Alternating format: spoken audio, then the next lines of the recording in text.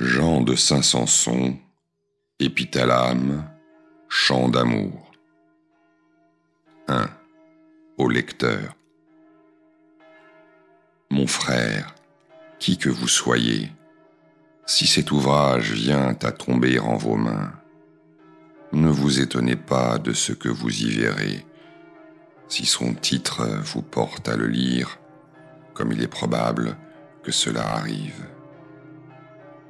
Il porte sur la hauteur éminente de la relation entre Dieu et l'homme saisi par lui, sur la profondeur abyssale de l'être de Dieu et de l'agir de son amoureux, sur l'amour lui-même qui unit Dieu présent en l'homme et l'homme présent en Dieu.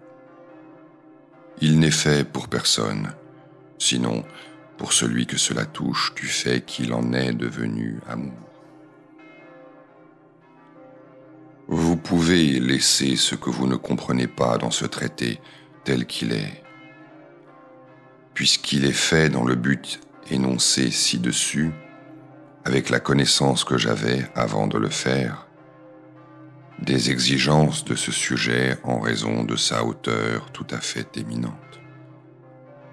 Laissez donc cet ouvrage être comme il est, sans vous alambiquer le cerveau autrement, dans votre recherche pour le comprendre. Il n'est pas assimilé de façon sensible, ni intellectuelle, mais par l'amour, la simplicité, en le prenant tout entier, voire en se limitant à son contenu essentiel, c'est-à-dire non dans sa totalité, mais seulement en partie. Finalement, vous y trouverez l'amour réciproque de l'époux envers l'épouse fidèle et de l'épouse pour l'époux. Si vous ressentez cela en quelque manière en vous-même, dans l'ardeur de votre désir amoureux, insatiable par-dessus tout de l'amour et de l'époux, vous ne vous offenserez point de ce que vous trouverez dans ce traité. Au contraire, si vous ne ressentez rien de cela et si vous y êtes tout à fait étranger, à cause de hautes et profondes spéculations ou autre chose, ce traité ne peut pas vous toucher.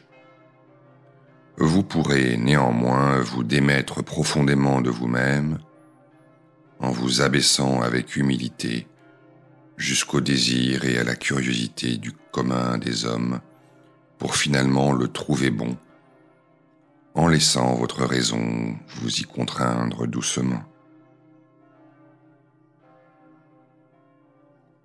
Il m'importe peu que vous ou un autre ne me voyiez, ne me compreniez et ne m'entendiez pas sur cela, ni sur le reste de ce que j'ai pu autrefois écrire. Chaque vérité a son propre goût, et ses termes propres pour se faire connaître à qui elle veut, plus ou moins, bien que ce soit de façon globale par rapport à ce qu'elle est.